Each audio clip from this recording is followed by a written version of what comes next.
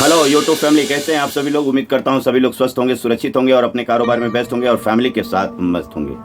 मेरे दोस्तों, आप लोगों से मैं पहले ही निवेदन कर देता हूं, इस वीडियो को पूरा देख लीजिएगा। मेरे दोस्तों, आप सभी को पता होगा, मैं बार बार अपने चैनल के माध्यम से बोलता हूं कि मैं अश्लील वीडियो का विरोध करता हूं और अश्लील गीत का विरोध करता हूं और गलत बात का भी विरोध करता हूं।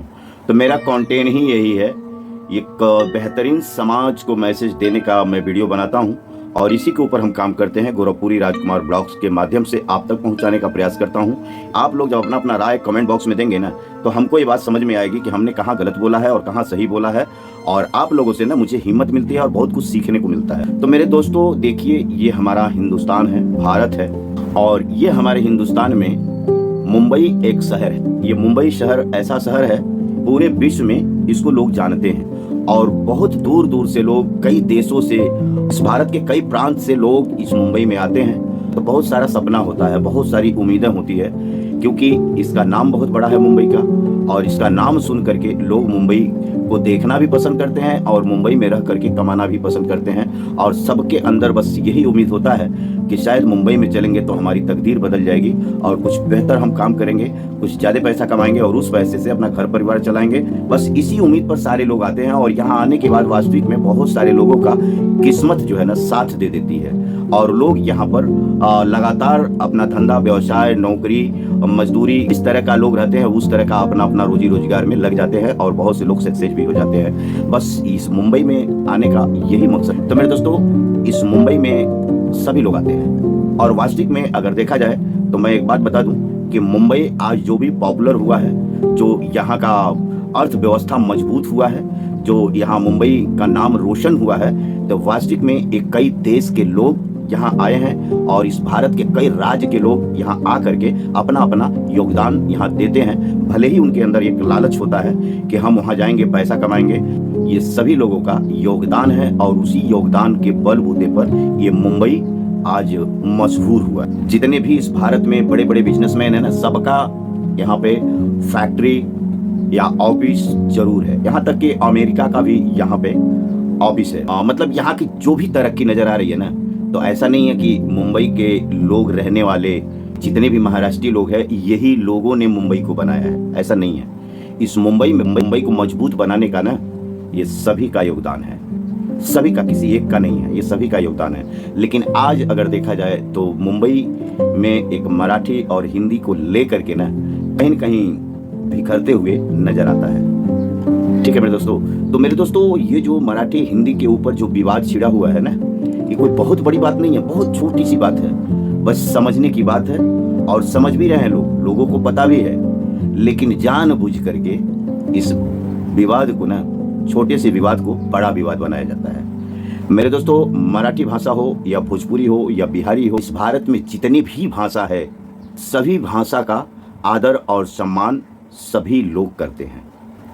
हमारा भोजपुरी भाषा है तो हम भोजपुरी भाषा का आदर सम्मान करते हैं और हम चाहते हैं कि हमारे भोजपुरी भाषा का मजाक न उड़ाया जाए, हमारे भी भोजपुरी भाषा का आदर और सम्मान किया जाए। ठीक उसी प्रकार से जिस तरह से हमारी सोच है, ठीक उसी प्रकार से सभी लोगों का सोच यही है, चाहे वो किसी भी प्रांत के लोग हो, चाहे कोई भी भाषा हो, हर कोई चाहता है कि मेरे भाषा का आदर और सम्मान होना चाहिए। ठीक उसी प्रकार से कुछ महाराष्ट्रियन भाई है, ये लोग भी चाहते हैं कि हमारे मराठी भाषा का आदर और सम्मान करना चाहिए। यहाँ तक ठीक है मेरे दोस्तों, लेकिन जो मारपीट, किसी गरीब को मार दिया जा रहा है, किसी को ट्रेन में टारगेट किया जाता है, किसी को रास्ते में टारगेट किया जाता है, किसी ड्राइवर को टारगेट किया जा रहा है, किसी बैंक में एम्प्लॉय के साथ बदतमीजी किया जाता है, मतलब कहीं न कहीं जाकर के बदतमीजी लोग कर रहे हैं। और ये जो भी करने वाले लोग हैं ना, कहते हैं ना कि मतलब आग जलाने वाला जो व्यक्ति है ना, उसको कोई नहीं देखता है, क्योंकि वो आग जला करके निकल जाता है। लेकिन जब आग जल जाता है ना, जब बड़ी बड़ी लपटें चलने लगती है, तब जाकर के लोगों को पता चलता है कि उस जगह पे आग लगी है। ठीक उसी प्रकार से यहाँ भी हो रहा है। ये जो मराठी और हिंदी को लेकर के जो विवाद बढ़ रहा है ना, ये उसी प्रकार से हो रहा है। आग जलाने वाला कोई और है,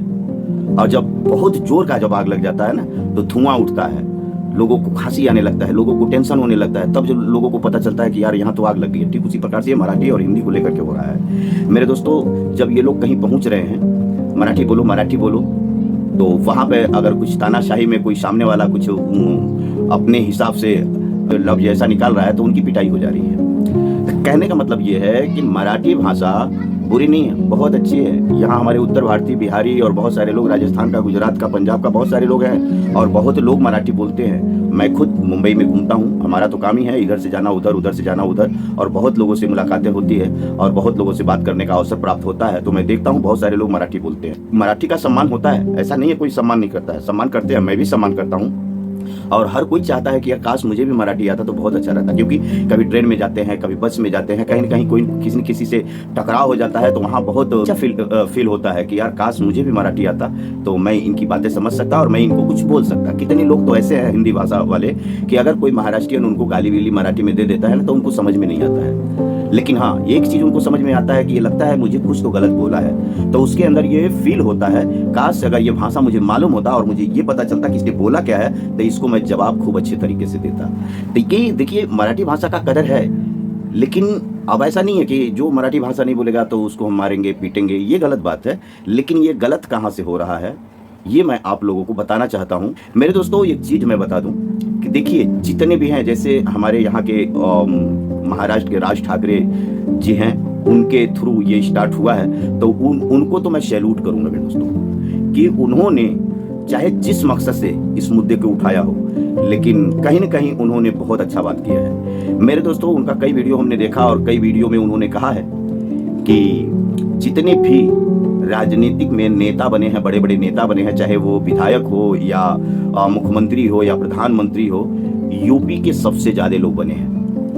तो ये यूपी के जब सबसे ज्यादा लोग बने हैं तो ये यूपी बिहार में क्यों नहीं बड़े बड़े कारखाने, बड़े बड़े फैक्ट्री, वहाँ क्यों नहीं कोई बड़ा प्लांट डाल देते हैं ताकि वहाँ के मजदूर वहीं पे रुक जाएं, वहीं पे काम करने लगे।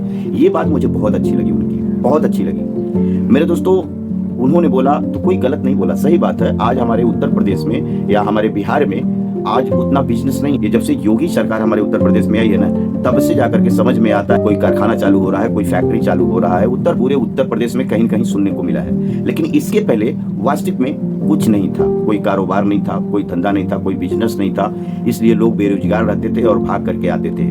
कलकत्ता, मुंबई, दिल्ली, चेन्नई, बेंगलोर ये लोग आते थे और अभी भी आ रहे हैं। आने वाले समय में मुझे लगता है कि बहुत कम लोग आएंगे यहाँ पर, क्योंकि राज ठाकरे साहब जी ने इतना बड़ा एहसान कर दिया है मजदूरों के ऊपर, ये बात बोल करके कि अब जो है उत्तर प्रदेश के और बिहार के नेताओं के अंदर भी ये बातें कहीं न कहीं गूंज रही है कि सही बात है कि आज हमारे यूपी बिहार में अगर कोई व्यवसाय होता तो इतने सारे मजदूर जो है चेन्नई या बेंगलोर या मुंबई या दिल्ली या आसाम या पंजाब, लुधियाना नहीं जाते, ये लोग यहीं पे करते। राज ठाकरे साहब को मैं प्रणाम करना चाहूँगा कि आपने बहुत अच्छा मुद्दा उठाया है कि कम से कम आपके बोलने की वजह से लोगों की दिमाग की बत्ती जली है और लोग इस पर विचार कर रहे हैं, लोग सोच रहे हैं। बहुत सारे मजदूर लोग हैं, बहुत सारे लोग जो मुंबई में कॉन्ट्रैक्ट चला रहे थे, ठेकेदारी कर रहे थे ना, उन लोग के भी अंदर दिलो दिमाग में ये बात आ रही है कि जो मेहनत हम यहाँ कर रहे हैं तो क्यों ना हम अपने गाँव में ही कोई धंधा व्यवसाय डालें। यहाँ अगर 10-20 लोगों को हम काम धंधा दे रहे हैं तो क्यों ना हम अपने यूपी बिहार में ही डाल करके वहाँ मजदूरों को काम दें। और ऐसा हो रहा है, स्टार्ट भी लोगों ने कर दिया है। तो इसलिए मैं राज ठाकरे साहब को मैं तहे दिल से धन्यवाद देना चाहूंगा। तो चलिए मेरे दोस्तों, इन्हीं शब्दों से मैं आप सभी लोगों से क्षमा चाहता हूं और बड़े ही प्यार से बोलना चाहता हूं, जय हिंद, जय भारत, जय समाज। फिर मिलेंगे नेक्स्ट वीडियो में, तब तक के लिए बाय।